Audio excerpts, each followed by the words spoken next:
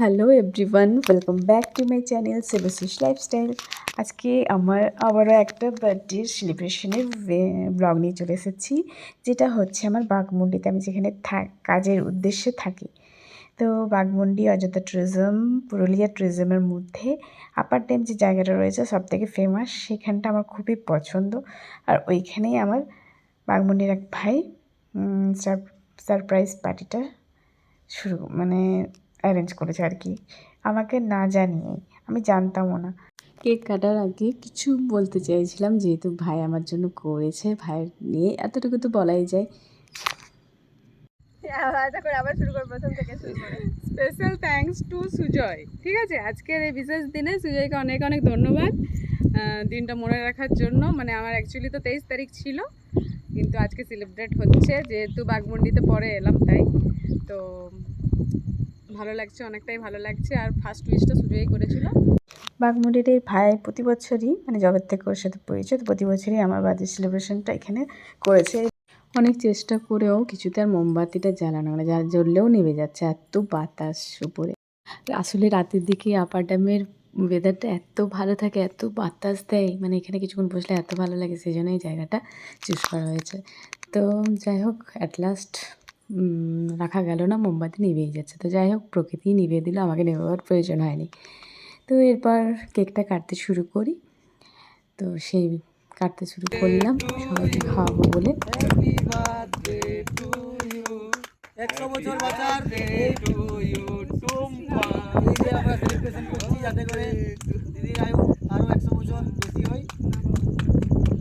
তো সবাইকে কেক আস্তে আস্তে খাইয়ে দিলাম।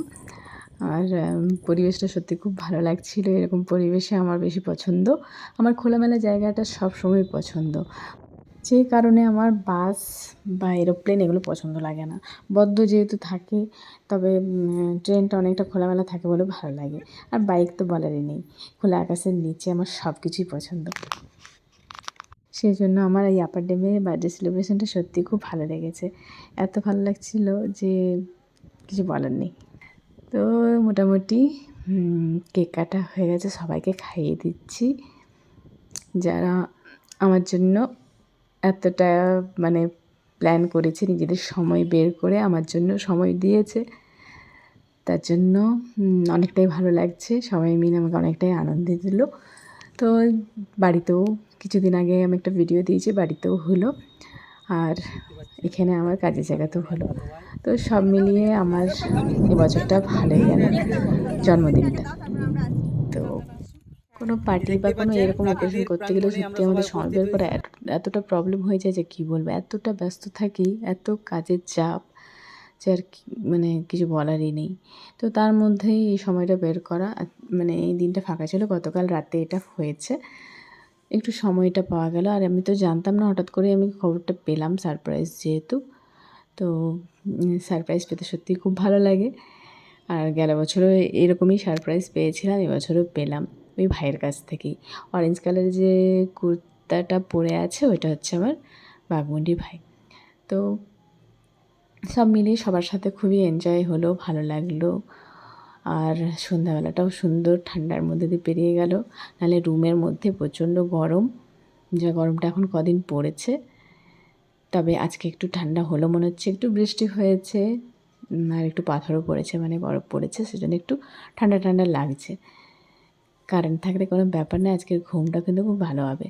কালকে এরকম আপার ড্যামে কাটলেও আজকে রুমেই ভালো ঠান্ডাতে পেরিয়ে যাবে।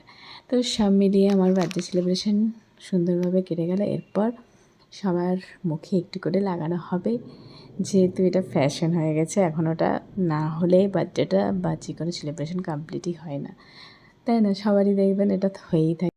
কেক খাওয়া কমপ্লিট হলে এরপর লাগানো শুরু হয়ে যাবে।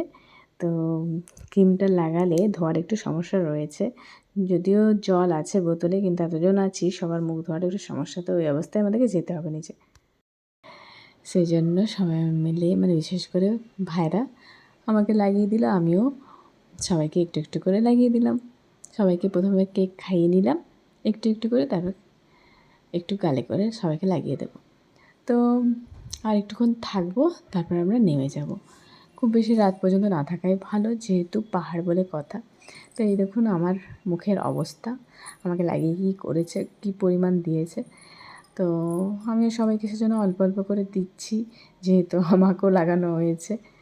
তো বার্থডেতে এটা একটা এনজয়, খুব ভালো লাগছিলো সেই মুহূর্তটা।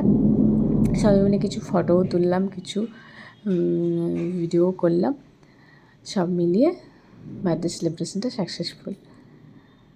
আমি মানে হঠাৎ যেটা হয় দেখবেন সেটা ভালোই হয়, প্ল্যান করার থেকে, প্ল্যান করে যেটা হয় তার থেকে হঠাৎ করাটা অনেক সময় ভালো হয়। সব সময় না, কিন্তু অনেক সময় ভালো হয়। তো যেহেতু এটা সারপ্রাইজ, সেজন্য ভালোই লাগলো।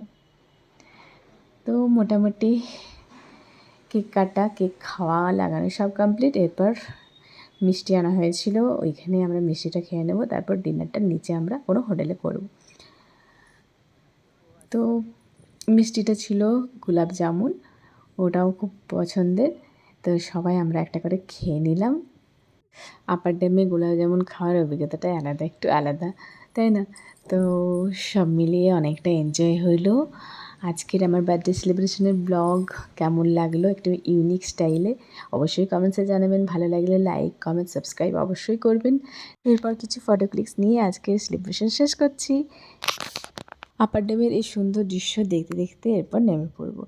তাহলে নেক্সট ভিডিওতে আবারও দেখা হচ্ছে। সকালে সুস্থ থেকো, take care all, bye and tata.